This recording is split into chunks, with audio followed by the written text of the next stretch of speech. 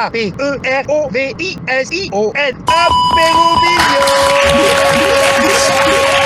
Apérovision du Nouveau Monde, épisode numéro 2. Salut les amis, comment ça va? Moi ça va. Et ma moustache aussi. On se retrouve pour un nouvel épisode de l'Apérovision. Aujourd'hui, une spéciale enfant.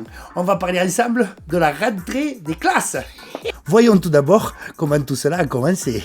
La première semaine de mars, tout le monde a un truc à dire. Nos gouvernants se précipitent sur les chaînes info. Tout d'abord, Jean-Michel Blanquer. Il n'est pas question un jour prochain de fermer les écoles et les universités. Non, parce que nous pensons que ce n'est pas la stratégie adéquate dans le cas de la France. Dans la même semaine, Sibeth Ndiaye fait un apérovision.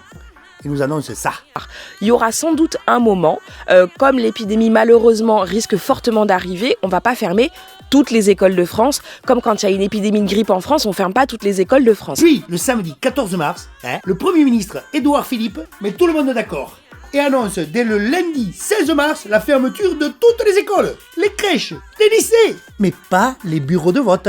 Des restaurants, cafés. Ça passe en boucle à la radio, à la télé.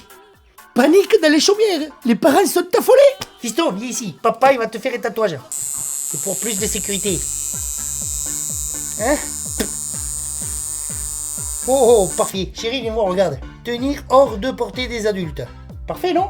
Puis à la mi-mars, quand on en sait un peu plus concernant ce virus de merde, et que l'on s'aperçoit que nos chérubins ne sont pas si dangereux que ça, Édouard Philippe décide de renvoyer le médecin conseil pour justifier la réouverture des écoles. C'est la repanique dans les chaumières. J'arrive pas à l'effacer. Comment il s'efface? Le tatouage, comment je l'efface? Et oh, c'est un bordel sans nom votre façon de faire, oh. À la mi-avril, branle-bas de combat dans les couloirs de l'Élysée. Jean-Michel Blanquer nous envoie le spécialiste de la pandémie, le ministre du coloriage. Bonjour, je suis le ministre du coloriage. Ne vous inquiétez pas, nous avons un plan sans faille pour que vos enfants reprennent l'école sans aucun risque. Non mais sérieux. Moi j'ai 40 ans et une petite expérience de la vie. Et cette situation, ça me stresse un peu. Et l'effet sur les enfants, vous y pensez? Quel effet ça va avoir sur les gosses? Y en a un qui s'en inquiète ou pas? Contaminé, poupée, désinfectée, poupée, contaminée, poupée, désinfectée. Ça va pas ou quoi? Vous voulez en faire une génération de dingo? De psychopathes? Y a pas un truc qui vous choque dans la gestion de la crise là? Du coup, dans 15 jours après la reprise de l'école là, dans quel état ils vont être les gosses? Mon chéri, viens voir! Maman a préparé ton cartable pour la reprise de l'école. Dedans, on va mettre un stylo, un cahier. Hop, un masque. Tu sais comment il se met? 1 litre de gel hydroalcoolique. Tu le prêtes à personne. Une feuille de papier à poncer. Tu ponces bien ta table et ta chaise avant de t'asseoir. Une éponge. Tu frottes avec le côté vert. La petite popoche.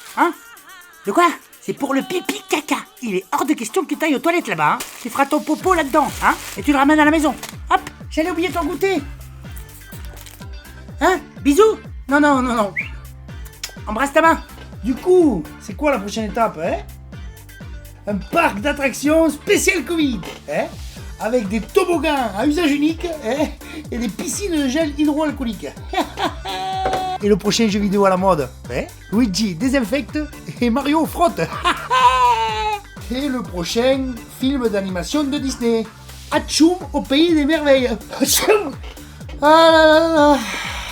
On n'est pas sorti le cul des roses, c'est moi qui vous le dis. Bilan de la semaine de rentrée des classes. 1. Pas d'affolement, nos gouvernants maîtrisent la situation. 2. Ne vous inquiétez pas, pour l'instant, aucune restriction sur l'amour que vous pouvez porter à vos enfants. 3. Courage, c'est bientôt les vacances. À bientôt les amis, je vous embrasse. Tchin.